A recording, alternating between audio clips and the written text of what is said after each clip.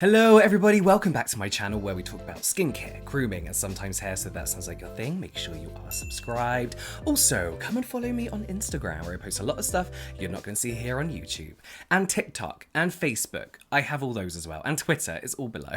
I've been talking a lot recently about products that I feel aren't necessary and products that I feel are 100% necessary in your skincare routine. And one of those products that I really do feel is, in my opinion, 100% necessary and makes the biggest difference in my routines is a serum. An ampoule, a treatment, whatever you want to call it, whatever the brand is calling it, these are the products that I like to make a good investment in and that I feel can really change up your whole routine just by switching out your serums. Some of my favourite serums in the past have been very personal and targeted at my particular skincare concern, and that is what I like about them. Serums are a really good opportunity just to add that extra punch into your skincare routine. There's a serum for literally anything that you might need for your skin, like dark spots, hyperpigmentation, redness, damaged skin, hydration, dull skin, literally you name it, there's a serum for it. So in today's video, I want to discuss some of my favourite serums and some serums that I've been more experimenting with recently. Today's video is sponsored by Cult Beauty, who asked me if I wanted to pick some of my favourite serums or some serums I want to try from their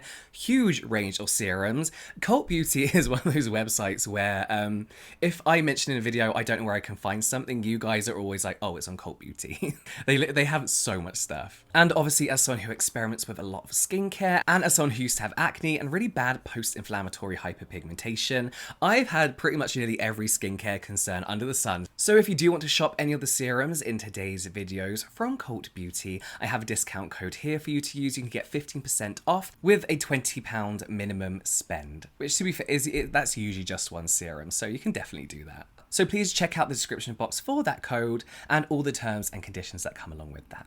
So let's go through all the serums that I personally really love and what they target. Let's start off with one you've probably already heard of on this channel. That's the Kate Somerville Delicate Recovery Serum. I'm a huge fan of the Delicate Recovery Cream. So when I saw that the serum was finally back in stock, this sells out. Side note, if you see this, get it if you want it, because it sells out super quick. This serum is aimed at those with damaged skin, irritated skin, redness. It helps to repair that skin barrier. And as I mentioned, as someone who experiments with a lot of skincare, because it's my job, I need something like this on the sidelines. And as I mentioned, serums are the area that I like to put a lot of invest in. I like to spend a bit more money on my serums. This one is a little bit pricier, but really when it comes down to my skin, the fact that it's my job as well, I need something like this to heal my skin and soothe my skin and repair it. So I love this for a number of reasons, whether I've picked a spot, whether my skin's reacted to something, whether I've overdone the exfoliations. This not only immediately soothes that irritation, but it gets rid of the redness pretty quick. You know, you get those little irritated spots on your forehead, like I've got one here. When you got irritated skin, they're instantly soothed, they stop itching. When I first started using this, I got it because I had overexfoliated and my skin was stinging when I put even my lightest moisturizers on. I had used this day and night, and within 3 days of using this, my skin stopped stinging. It doesn't usually recover that quick, but this really sped up that repairing process and healing process for me. Mainly, this is packed with ceramide and skin identical ingredients that help repair and protect the skin barrier. This has an ingredient in called adenosine, probably pronounced that wrong, which I've never heard of before actually. Is amazing at calming and soothing irritated skin. But yes, more recently I've been seeing that ingredient everywhere, especially in these like skin barrier friendly products. So yes, this is one to invest in, but it goes a long way and it lasts a long time. It's 100% worth it. The next product, if you listen to my podcast, you'll be very familiar with. This is the Jordan Samuel Skin Hydrate Facial Serum, and it is, of course, for hydrating the skin. I stopped using hydrating serums for a long time because they're usually just packed with every kind of molecular weight of hyaluronic acid. You know, it's usually like we got hyaluronic acid, sodium hyaluronate, hydrolyzed hyaluronic acid. I always mention this, but one brand is like, we got 7 different weights of molecule, or whatever it's called, of hyaluronic acid. And my skin, I'm pretty sure, isn't the biggest fan of hyaluronic acid. And that's the issue, is whenever a brand brings out a hydrating serum, I'm like, ugh, it's literally just a hyaluronic acid serum. There's nothing new to these serums. This, however, is new. It's new. It's not a new product, but to me, this as a hydrating serum is something very different. Unlike a lot of the hyaluronic acid or hydrating serums I used, this does have a thickness to it, but it's not sticky. It doesn't have that sticky kind of, like the Ordinary's hyaluronic acid, it's not sticky to the touch. And this glides over the skin. It looks kind of thick, and like a little bit cloudy, but the texture is just so light and it does just glide over the skin. This has glycerin in, and of course it's going to have hyaluronic acid in, but it just has that one type. It has sodium hyaluronate, but not every kind of hyaluronic acid going like other hydrating serums. This has, what does it have in it? Aloe vera, which again is soothing and really, really hydrating. And willow bark extract as well. So it's, I guess, a little bit exfoliating, but it's not like an exfoliation stage. You can use this like daily. When this first arrived, I was like, oh, I've ordered a big version by accident. I was like, what if I don't like it? But I'm glad I did now because I love this so, so much. You can see I've been using this for probably about 3 weeks. You can see I've not used a lot because literally, the texture of it means you can literally do like that, and that's more than enough to like glide effortlessly over your face. I like putting this on after my toner, keeping my toner damp. Oh, I'm so sorry, it's so hot here and I'm like sweating like crazy. Yeah, I like putting this on damp skin and just letting it kind of like, soothe my face and smooth out my skin. And this honestly gives me that nice plump feeling without the like redness and irritation that I feel like I used to get from overdoing the hyaluronic acid. Yes, I could order a barrel of this stuff. I absolutely love it. It's also fragrance free, so great for easily irritated skin, sensitive skin. It's just, I just love this. I love this a lot. One brand that I don't get to try a lot of because it's never in stock is Versed. I managed to get my hand on their Stroke of Brilliance Brightening Serum. This is vitamin C and licorice root extract. And this is great if you have a dull, uneven skin tone. So I've not actually been using this serum for that long. I guess this is more of a first impression, but I did pick this because of the ingredients. I love vitamin C serum. I was a bit hesitant to use it early on in my skin journey, but now I really, really enjoy it. When my skin is looking dull, I will use a vitamin C serum. It just adds that brightness and life back into my skin. When my skin goes a bit grey for some reason, I'm like brown with like yellow undertones, and sometimes I just go a bit grey. I don't know why, especially in the winter. So this actually contains sodium ascorbyl phosphate, which is the sodium salt version of vitamin C. It's a stable form, but this serum also contains some amazing skin brightening ingredients. Ingredients that I really rely on when it comes to evening out my skin tone and bring some life back into my skin. One of them is niacinamide. People immediately freak out when they hear that niacinamide is in with a vitamin C in a product, or if you use them together. You can safely use them together. It's absolutely fine. And also when they're in the same product, they've been specially formulated to work well together. So don't worry about that. Niacinamide has been my go-to when it comes to evening out my skin tone. Also helping balance my sebum production. But also licorice root has been a go-to for me as well. I feel like licorice root still hasn't had the attention it deserves. It's such an amazing ingredient, and it's popping up in all these skincare products, especially Korean skincare, but I just feel people aren't grasping onto it yet.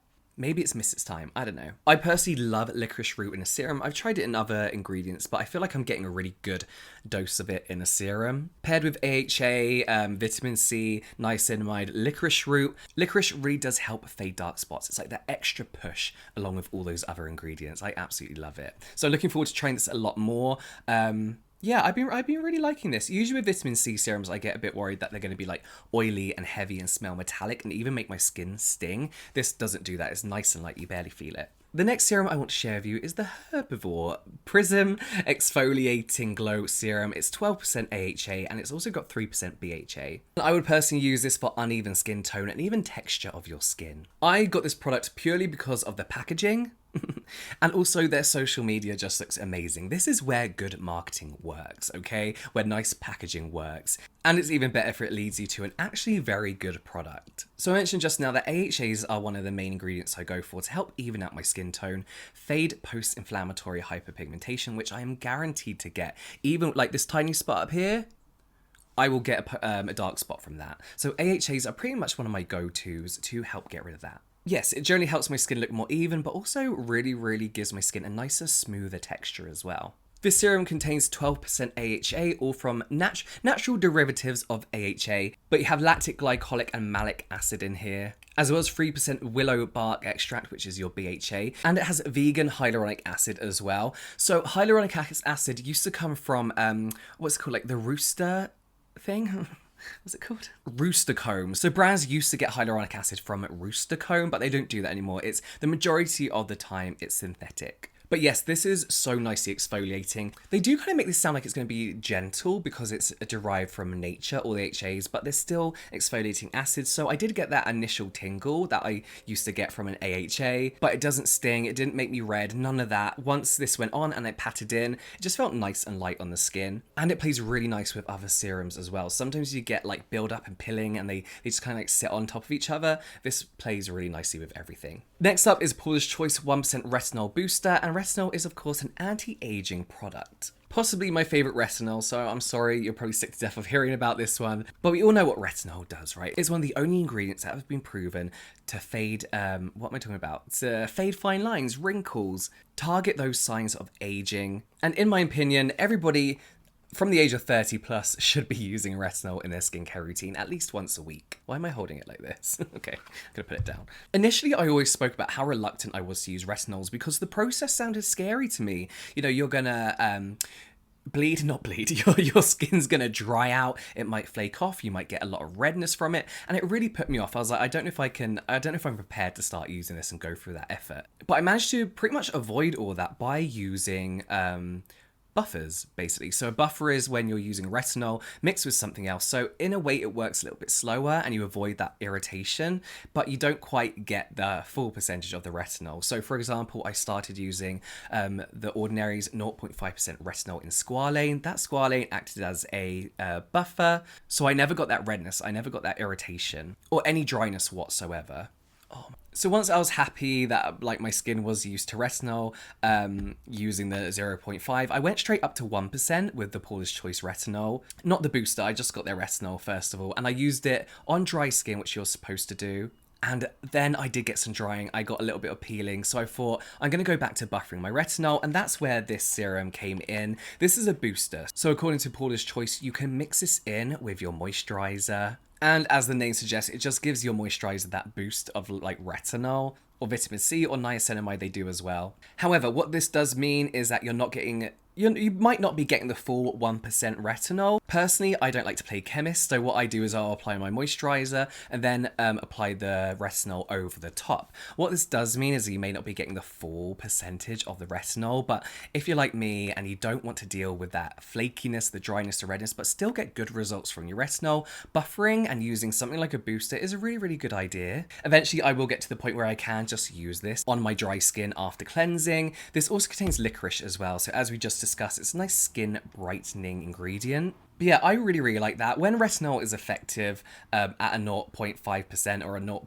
Whatever percent, if it works for you, you don't have to keep climbing the percentages. You can just use a percentage you're comfortable with. And I'm pretty happy with the results when I use something like this. And finally, we have the INKEY beta hydroxy acid. And this is great for people with oily skin and enlarged pores, congested feeling skin. So I always go on about how oily I am, how I'm an oily skinned person, and how BHA, salicylic acid in general, actually changed my whole skincare routine, the skincare game. Sorry, I've got a fan, it keeps popping up.